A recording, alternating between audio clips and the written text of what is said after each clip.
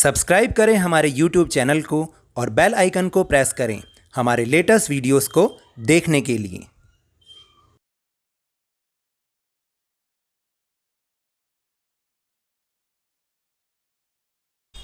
Hello and welcome to Lavneesh sir की class. आज की ये शिक्षा निदेशालय राष्ट्रीय राजधानी क्षेत्र दिल्ली की वर्कशीट नंबर 7 जो कि कक्षा 8वीं के विद्यार्थियों के लिए ही है और यह ली गई है हिंदी विषय से, जिसमें हम समझ रहे हैं पाठ बस की यात्रा को। ये एक ऐसा व्यंग्यात्मक पाठ है जिसे हरिशंकर परसाई जी ने लिखा और वाकई ये इतना मज़ेदार पाठ है कि अगर आप इसको एक बार में ही पढ़ेंगे ना, क्योंकि हम तो इसको अलग अलग भागों में बांटकर पढ़ रहे हैं, समझ रहे हैं, लेकिन वाकई इसको एक बार में पढ़ें तो बहुत ही मज़ेदार पाठ है ये। तो आपको तो याद ही होगा कि पिछले 2-3 वर्कशीट से हमने इस पाठ को शुरू किया है और इसमें कुछ हमने इस तरीके से पढ़ा कि जो लेखक हैं वो अपनी आपबीती सुना रहे हैं कि किस तरह से वो अपने दोस्तों के साथ अपने घर पहुंचने के लिए एक बस लेते हैं और वो बस इतनी खटारा बस थी, इतनी पुरानी बस थी कि उसके अंजर पंजर सब ढीले थे।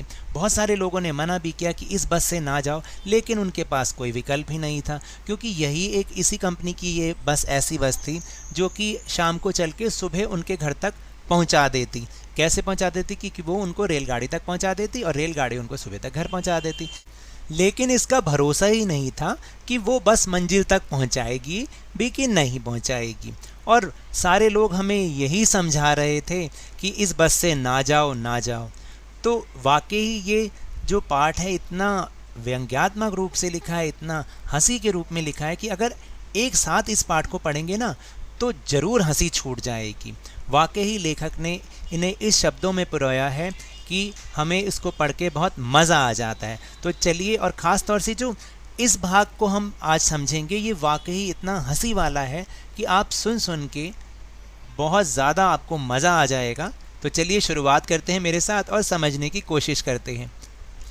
इंजन सचमुच स्टार्ट हो गया, ऐसा जैसे सारी बस ही इंजन है और हम इंजन के भीतर बैठे हैं। कांच बहुत कम बचे थे, जो बचे थे उनसे हमें ही बचना था। हम फौरन खिड़की से दूर सरक गए। इंजन चल रहा था, हमें लग रहा था कि हमारी सीट के नीचे ही इंजन है। बस सचमुच चल पड़ी और हमें लगा कि यह गांधी जी के असहयोग और सविनय अवज्ञा आंदोलनों के वक्त अवश्य जवान रही होगी। उसे ट्रेनिंग मिल चुकी थी, हर हिस्सा दूसरे से असहयोग कर रहा था। पूरी बस सविनय अवज्ञा आंदोलन के दौर से गुजर रही थी। सीट का बॉडी से असहयोग चल रहा था। कभी लगता था कि सीट बॉडी को छोड़कर आगे निकल गई है, तो कभी लगता कि सीट को छोड़कर बॉडी आगे भागे जा रही है। 8-10 मील चलने पर सारे भेदभाव मिट गए। यह समझ में नहीं आता था कि सीट पर हम बैठे हैं या सीट हम पर बैठी है। तो देखिए आप, इतना मज़ेदार ये वाक़या था। इसको लेखक ने इस प्रकार से लिखा कि जैसे ही बस स्टार्ट हुई, पूरे बस में गड़गड़ गड़गड़ गड़गड़ पूरी बस में आवाज़ होने लग गई और ऐसा लगा कि सिर्फ बस में इंजन ही है, बाकी बस तो कुछ है ही नहीं, क्योंकि बस बिल्कुल खटारा हो चुकी थी। जो खिड़कियां थी उसमें कांच बहुत ही कम बचे थे, जो बचे भी थे वो ऐसे गिरने वाले हो रहे थे कि पता चला वो हमें नुकसान पहुंचा देते। तो लेखक फ़ौरन खिड़की से दूर सरक गए। फिर जब बस चल रही थी तो ऐसा लग रहा था कि उनकी सीट के नीचे इंजन है, क्योंकि बहुत तेज़ गड़गड़ाहट और आवाज़ हो रही थी। फिर उन्होंने इसकी तुलना गांधी जी के असहयोग और सविनय अवज्ञा आंदोलन से की, क्योंकि गांधी जी ने असहयोग आंदोलन इसलिए चलाया था क्योंकि उन्हें लगता था कि यह अंग्रेजी शासन भारतीयों के सहयोग से चल रहा है, तो उन्होंने सहयोग करने से मना कर दिया था।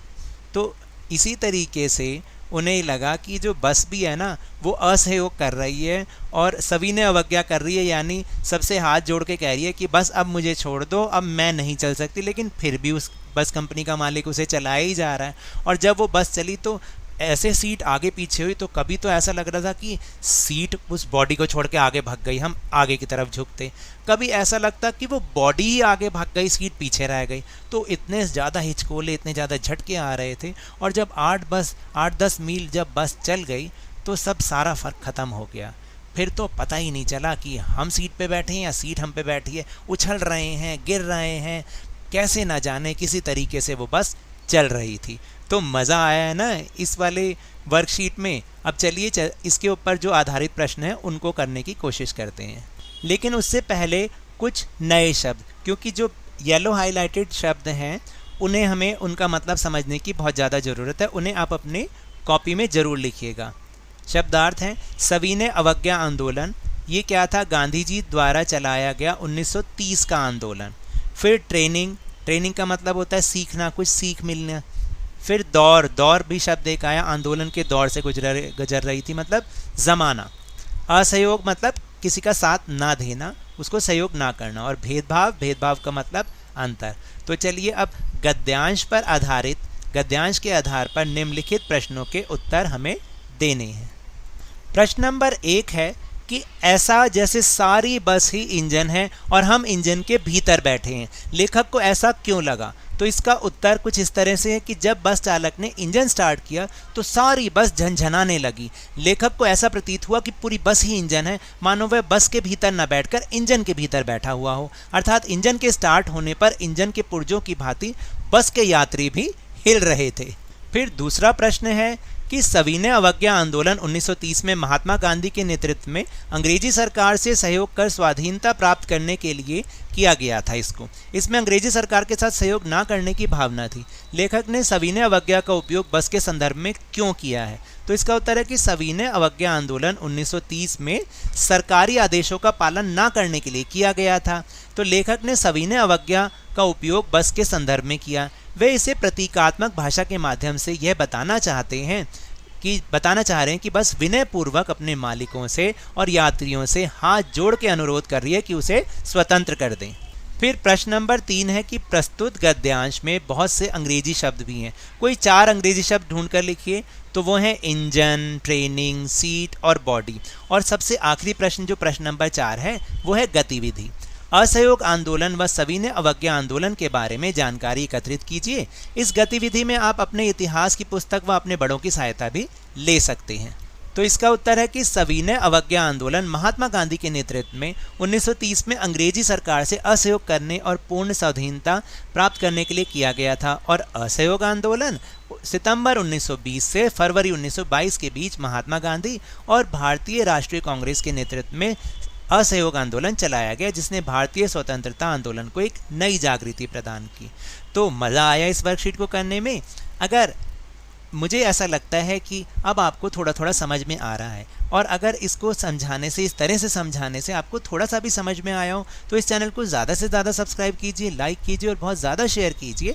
और हाँ, मेरे साथ इसी तरह मज़े में वर्कशीट को करते रहिए, समझते रहिए, लेकिन ध्यान और मन लगाकर पूरी मेहनत के साथ पढ़ते रहिए और कोविड-19 यानी कोरोना वायरस से बचे रहिए। धन्यवाद।